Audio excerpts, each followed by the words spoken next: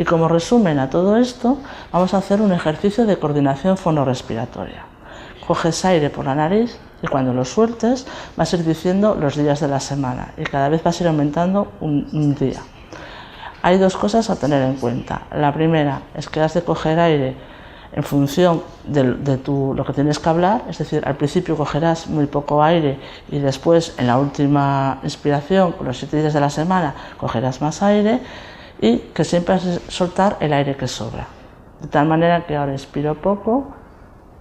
Lunes. Vale, seguimos la serie.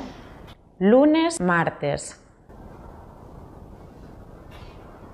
Lunes, martes, miércoles.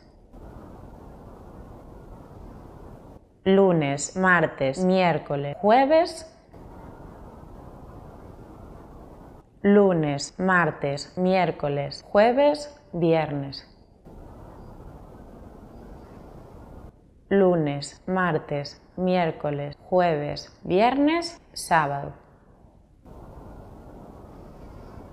Lunes, martes, miércoles, jueves, viernes, sábado, domingo. Muy bien, pues estos serían unos ejercicios prototipo, ¿vale?, para trabajar en el domicilio. También es importante que lo hagas delante del espejo, como aquí, y cada ejercicio hacerlo o unas 5 veces, o bien que cada ejercicio lo hagas durante 10 segundos seguidos. De tal manera que así vamos trabajando, por un lado el movimiento aislado y por otro lado la secuenciación de ejercicios.